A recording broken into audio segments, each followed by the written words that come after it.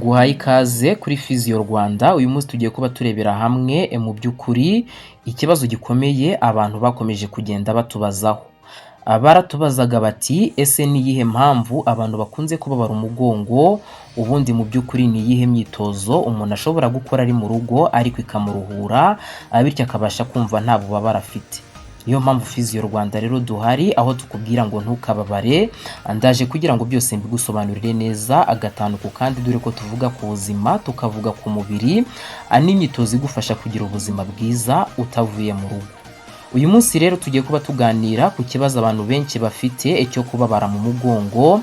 Burya mu by'ukuri hari ababyuka umugongo bakumva urabarya, abandi bakicara mu biro cyangwa mu modoka amasaha menshi ugasanga barataka umugongo. Hari n'abandi kandi bakora siporo nabi ugasanga bibaviriyemo imvune bagakomeza gutaka umugongo. Ntabwo nakwibagirwa abantu bakoresha telefone cyane ugasanga yicaye umwanya munini akaza guhaguruka rwose yumva umugongo ugiye guturika. Ni ibintu bibabaza cyane ndetse biba birimo n'uburibwe bukomeye. Ni nayo mpamvu iyi video nayiteguye kugira ngo byose mbigusobanurire. Gusa mbere yuko mu by'ukuri nkubwira uburyo ki ubwo bubabare bwawe bugomba kugenda mu by'ukuri ubigizemo uruhare rukomeye, reka mbanze ngusobanurire igitera ububabare bw'umugongo. Niki gituma mu by'ukuri wumva umugongo uri kukurya, biba byagenze bite kugira ngo wisange muri iyi situation. Burya ububabare mu mugongo bushobora guterwa n'impamvu nyinshi, ariko muri rusange izo nakubwira nshobora kuzigabanya mu byiciro bine by'ingenzi, aho icyiciro cya mbere kigendana n'uburyo wicara cyangwa se uhagarara. Burya hari abantu bafata posture mbi nk'uko mu rurimi rw'icyongereza babyita. Ibi ngibi rero bitera abantu benshi ikibazo gikomeye, aho iyo wicaye igihe kinini by'umwihariko ucuritse umutwe cyangwa se usa n'uhengamiye igice cy'imbere, mu by'ukuri wahengetse ijosi.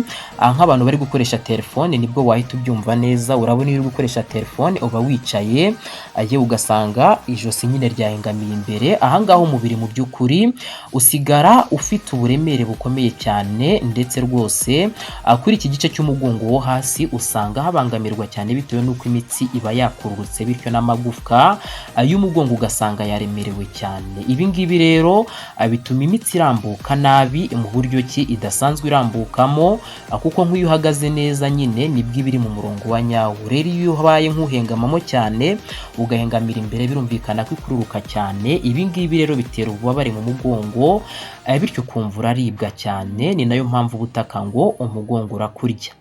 Ikindi kintu burya gitera nanone umugongo ni imbaraga nke mu misokoro y'umugongo ndetse n'umutima. Uti bigenda bite rero? Burya iyi mitsi yo mu nda n'umugongo idafite imbaraga, umugongo ntabwo rwose wabasha nyine gufasha umubiri wose kuba nyine wahagarara neza. Bityo rero ibi ngibi bikomeza gutuma nabwo wumva ufite ububabare cyane, bitewe n'uko iyi mitsi nta mbaraga iba ifite nyine ngo ibashe kuba ya contractinga cyangwa se mu buryo kinini isanzwe ikora yirege nyine ku buryo ushobora guhagarara wumva ukomeye. Ibi ngibi rero bituma umererwa nabi cyane, by'umwihariko iyo uhagaze nk'igihe kirekire cyangwa wicaye. Birumvikana ko iyo mitsi nta mbaraga iba ifite zo kuba nyine yagufasha kuba wakwicara neza cyangwa se kuba wahagarara neza. Uko nguko rero biba bidakunda, usanga amagufwa y'umugongo agizemo gukoranaho ukuntu ugasanga biteye ubwo bubabare. Ikindi kintu burya nanone kiza ku isonga mu gutera ububabare bw'umugongo, burya ni ugukoresha umubiri ibintu birenze cyangwa se kuwukoresha inshuro nyinshi. Ibi ngibi kandi binagendana n'imvune, by'umwihariko nko ku bakinnyi ndetse n'abandi bantu batandukanye bakoresha umubiri ku buryo bwa buri munsi kandi buhoraho. Nk'abamotari ahangaha by'umwihariko murabizi ko bakunze kugenda bicaye, amasaha menshi bayamara bicaye. Abakora imirimo ikomeye cyangwa se inaremereye cyangwa bikorera ku giti cyabo bakunda guterura ibintu byinshi, nabo bakunze guhura n'ikibazo cy'umugongo. Iyo ugerageje rero burya kwikorera utabanje kurambura cyangwa gukora ikizwi nko kwishyushya, ibi ngibi bitera umubiri nyine kuba wakwangirika, ugasanga amagufwa agize ikibazo, ya mitsi igize ikibazo. Ni nayo mpamvu ahangaha ngira ngo nguhe urugero rworoshye Burya iyo wicaye nk'umwanya munini ukagira gutyo ugahaguruka ukumva urababaye, ntabwo ari uko mu by'ukuri imitsi bituritse cyangwa ngo wumve ngo ibindi bintu bidasanzwe, ahubwo ni ukuvuga ngo uburyo umaze wicaye umubiri ugerageza kubimenyera. Muri uku kugerageza kubimenyera rero, iyo ubaye nk'uhaguruka utunguye umubiri akenshi, icyo gihe nyine urababara kuko urumva ya mitsi irongera yirege, mu kwirega rero iraza kwirega ku kigero kitari gikwiriye, bityo bigatuma mu by'ukuri wumva ubwo bubabare. Nayo mpamvu burya nk'abantu bakunze gukina cyangwa se abantu bakunze gukora siporo, biba byiza iyo utangiye siporo ukora icyitwa warm up, ukishyushya mbere y'uko uza gukora siporo zose. Muri rusange biba ari ingenzi kuko burya wa mwanya wo kwishyushya ugenda utuma ya mitsi ibasha kumenyera kurambuka mu gihe gikwiriye, ikamenya uburyo iza kongera ikisubiza mu mwanya wayo, ku buryo uri bugenda ukora siporo nyine bitari buze kuba byakubangamira. Ariko nyine mu gihe wari umaze igihe uri muri pozisiyo imwe cyangwa se uri ahantu hamwe, nyuma bikarangira uhavuye, icyo gihe nyine umubiri ugerageza guhita ukora cyane bitandukanye n'uko usanzwe ukora, ugasanga byangije imitsi yawe, yewe ugatangira ugataka n'ububabare bw'umugongo. Ikindi cyiciro cya kane cy'ingenzi nabishyiramo burya biterwa n'indwara nanone z'imitsi ndetse n'amagufwa, by'umwihariko hari nk'icyitwa disike y'umugongo. Ni ukuvuga ngo burya kugira ngo ubashe kuba wahindukira, tuvuge niba warebaga imbere ukaba wareba ku ruhande, mu buryo bwo guhindukiza umugongo bisaba aya madisike aba ari hagati y'amagufwa y'umugongo, kugira ngo mu by'ukuri ubashe kuba wakora izo movement, ube wakunama, ube wakongera nyine wihengeke. Ubwo buryo ki nyine uzengurukamo gutyo bisaba utu tudisike. Wenda nabihuza nk'amapine y'imodoka. Urabona ko urakuna amapine y'imodoka kugira ngo rivuge ngo niba ryari riri kugenda imbere rirakase, bisaba ko haba harimo akadisike kugira ngo mu by'ukuri ribashe kuba ryakata. N'umugongo rero nuko nguko uteye, amagufwa agiye agerekeranya ariko hagati ugasanga harimo akadisike. Ka kadisike icyo kagufasha ni ukuba wahindukira, kuba wakora nyine imyitozo itandukanye, kuba ushobora kunama ugatora ikintu kiri hasi, kuba wahagarara ukirengeza ugatora ikintu kiri hejuru.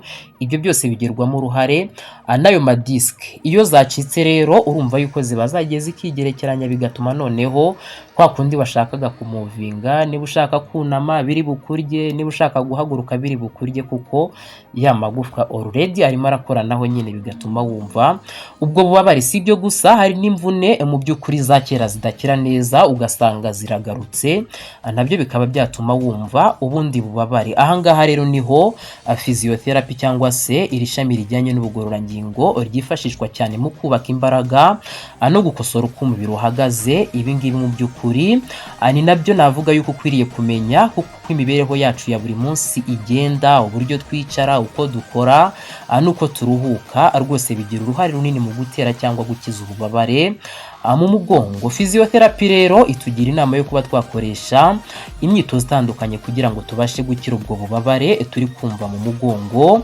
aho ku nshuro ya mbere ngira ngo nkwereke umwitozo woroshye cyane. Ni umwitozo mu ndimi z'amahanga bawita cat cow stretch. Mu by'ukuri ni umwitozo woroshye ndetse unakiza ububabare bw'umugongo, ukanagabanya kandi nyine bwa buremere bwari buri kuri ya magufwa, kuko ugerageza gusubiza ya mitsi mu myanya yawo. Uko ukorwa rero ni ukuvuga ngo urapfukama bisanzwe, wenda tuvuge niba ari akantu warambuye hasi, urapfukama, wamara gupfukama amaboko n'amavi byose nyine bikaba biri gukora hasi. Urabona nka kura kuntu injangwe bimeze cyangwa se imbwa, like that. Muri ubwo buryo ukaba ari gupfukama, noneho wamara gupfukama ukajya ugenda uzamura umugongo ujya hejuru, wongera uwumanura buhoro buhoro like cat cow. Ubwo buryo nibwo ugenda ukoresha. Noneho ibyo ngibyo ukabikora ariko ugerageza no guhumeka buhoro buhoro. Ibi ngibi bikora inshuro zigeze ku 10 kugera kuri 15. Ni ukuvuga ngo uragenda wamanura mu mugongo, ukabara rimwe, ukazamuka, wakongera ukamanura, ukabara kabiri, gutyo ukabikora inshuro 15. Ibi biragufasha cyane kukuba uyu mugongo wawe mu by'ukuri wabasha gukira neza. Ikindi kintu cya kabiri ni icyitwa child's pose. Uyu nawe ni umwitozo ukomeye cyane wifashishwa mu kugorora umugongo ndetse no kuruhura imitsi y'amaguru n'umugongo w'inyuma. Nawo hari uburyo ukorwamo, aho urapfukama ugashyira amaboko yawe imbere, ukamera like nk'uri gusenga, warangiza ukaguma muri iyo pozisiyo amasegonda ageze kuri 20, hagati ya 20 na 30. ni ukuvuga ngo uguma muri iyo pozisiyo ukabara amasegonda 20 cyangwa 30, warangira ukayivamo ukongera ukayisubiramo, ubikora inshuro 3 gutyo biba byamaze gukunda. Ku mashusho murakomeza kugenda mubibona neza mu buryo bwa video. Undi mwitozo wa gatatu ni uwitwa knee to chest stretch, nawo ni umwitozo woroshya cyane umugongo, by'umwihariko kuko uvanaho stress cyangwa se nyine ukavanaho uburemere ku gice cy'umugongo, aho nyine uryama wubitse bisanzwe, warangiza ukajya ufata ivi ryawe ugasa n'urikurura uryegereza ku gatuza. Ni ukuvuga ngo uraryama urambuye amaguru, numara kuryama urambuye amaguru ureba hejuru, then use n'uhina ivi, numara guhina ivi urikoreho noneho urikurure usa n'uryerekezaho, ubara amasegonda 10 kugeza kuri 15, hanyuma ugasimburanya amaguru. Ubwo ni ukuvuga ngo uhera ku kuguru kw'ibumoso ugakorera iburyo, ibumoso, iburyo, ibi ngibi nabyo ukabikora inshuro 5 kuri buri kuguru. Aho ngaho rwose biba byamaze gukunda cyane. Iyi ni imyitozo yoroshye mu by'ukuri ushobora kuba wakora buri munsi, haba mu gitondo cyangwa mbere yo kuryama, kugira ngo umugongo wawe uworohereze buri munsi ndetse rwose ubashe kuba wakora neza cyane. Abantu benshi rero bibeshya ko physiotherapy mu by'ukuri ari abantu bagize imvune gusa, ariko ntabwo ari byo, kuko physiotherapy ni uburyo bwo gusubiza umubiri imbaraga no kongera kwigenga binyuze mu myitozo, gukosora uko umubiri uhagaze n'ubundi bufasha butuma imitsi n'amagufwa abikora neza cyane. Iyo ukora iyo myitozo buhoro buhoro umubiri utangira kwisubiza ku murongo, bityo ububabare bukagabanuka